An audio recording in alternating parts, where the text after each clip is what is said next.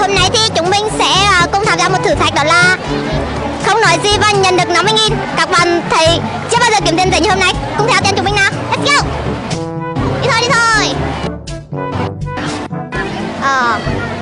Chúng ta sẽ một bạn nào đó đi.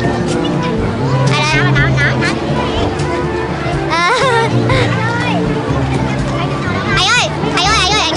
Em này đấy.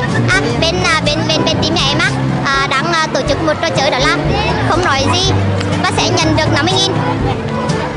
Thì không biết bạn đã hiểu luật chơi ạ? Dạ chưa. Luật chơi của như mình là không nói gì và sẽ nhận được 50.000, nhưng mà bạn vừa nói là dạ chưa, cho nên là bạn sẽ không nhận được 50.000. Cảm ơn bạn rất nhiều. Anh ơi, cho em nhờ một xíu. Anh đeo kính cũng được. Em bên bọn mình đang tổ chức một thử thách, một trò chơi, đó là không nói gì và nhận được 50.000. Thì nếu như bạn không nói gì bạn sẽ nhận được 50.000. Bạn đã hiểu chưa? Nếu mà bạn hiểu rồi thì được hình mình sẽ bạn tên là gì nhỉ? Hả? Không, ý mình hỏi là bạn tên là gì?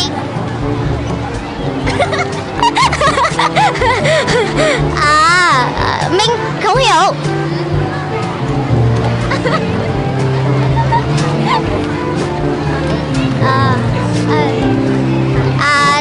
Thì bạn đã hoàn thành đúng luật của trò chơi, cho nên là 50.000 này sẽ thuộc về bạn. Cảm ơn bạn rất là nhiều.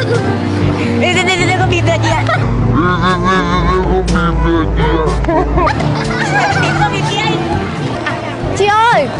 Chị ơi, bọn em có một số thử thách, một thử thách nhỏ nhỏ á.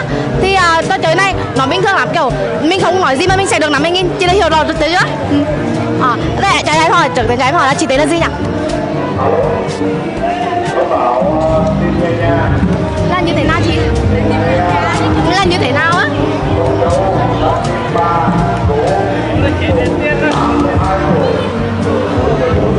Là sao em không hiểu ạ? Có nghĩa là gì ạ? Thế cho em hỏi là chị quê ở đâu nhỉ? Là ở trên trời ạ. Ở trên trời. Thế chị nào bao nhiêu nhỉ? Em cảm ơn. Thì chúng mình chỉ là thực hiện xong thử thách của chương trình và chị sẽ nhận được 50.000 của chương trình ạ. Em cảm ơn nhá. Chị không có lời có nào cảm ơn để chương trình ạ? Không. Em cảm ơn chị nhá. Em cảm ơn nhá. Em cảm ơn nhá.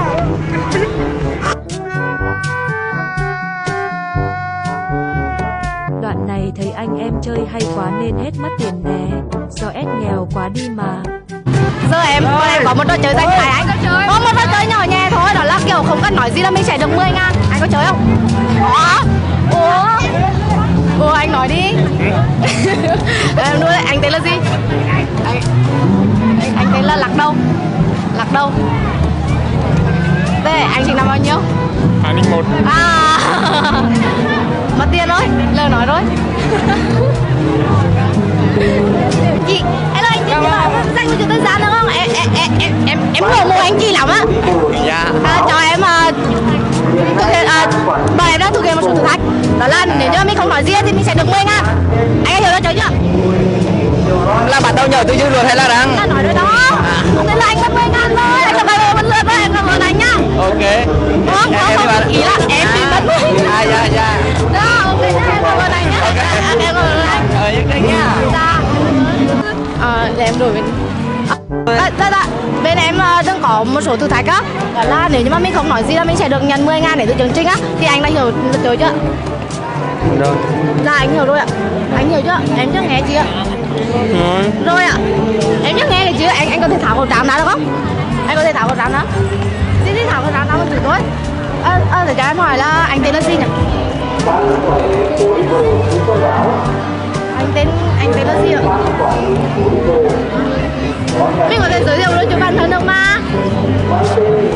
Không ạ. Nếu cái không cho tên luôn ạ. Thế anh sinh năm bao nhiêu ạ? 2 ạ. Thế em cảm ơn anh nhá. Cuối cùng thì anh thực hiện thử thách của chương trình nhá. Em cảm ơn anh. Anh mình nói sao? Anh mình nói sao? Em cảm ơn anh nhá. Cuối cùng thì mình cũng vi phạm luật chơi đó. Rồi ok, cảm ơn anh nhá. có một số thử thách. Đó là mình sẽ không nói gì mà mình sẽ được 10.000. Anh có muốn tham gia không? Anh có nhiều luật chơi chưa? Anh tên là gì ạ? Anh tên là gần là sao? Em không biết tên anh tên là gì ạ? À, anh tên là Bảo ạ. Bảo là tên anh đúng không ạ? Anh tên là Bảo. Chắc chắn chưa? Anh chắc chắn đó hả? Dạ, em cảm ơn cuối cùng thì anh cũng đã thực hiện xong thử thách của chương trình. Anh có hỏi lời gì để nói nữa hả? Rồi, em cảm ơn ạ. Đây, tiền là của anh. Anh yêu một cái TikTok anh nhảy thôi.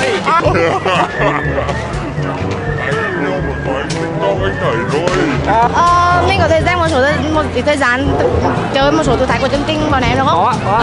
Thử thách của bọn em là không nói gì mà mình sẽ được 10.000 ạ. Thì anh có muốn tham gia không ạ? Anh cứ nhắc ba rồi, anh có muốn tham gia không ạ? Em có chị ạ.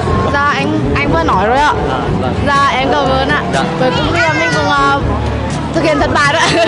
Em cảm ơn anh đã tham gia chương trình nhé. Dạ. Em chào chị. Chào anh ạ. Chào em. Dạ, bên em đang có một số thử thách dành cho người đi đường ấy. Thì không biết là anh có dành một chút thời gian để có thể tham gia được không ạ? Ok em. Dạ, luật chơi của chương trình, thử thách của chương trình ấy, đó là không nói gì mà mình sẽ được 10.000. Thì không biết là anh có hiểu luật chơi chưa? Anh hiểu rồi. Anh vừa nói rồi ạ. Thế là mình tận mất cơ hội được 10.000 rồi. Theo như em được biết thì thời gian gần đấy là anh đang nổi trên mạng xã hội là với biệt danh là ông Hoàng Đạo Lý của Ba Bảy ấy. Thì không biết là anh có thể đối với em một số câu đạo lý được không? Để tăng thêm phần hấp dẫn. Ok em. Ok, thì mình bắt đầu nhá. Ok. Miệng đàn ông tuy hơi giống nhưng mà tấm hôn lại sáng. Miệng đàn bà tuy trong sáng nhưng mà hàng lại thấm. Lên.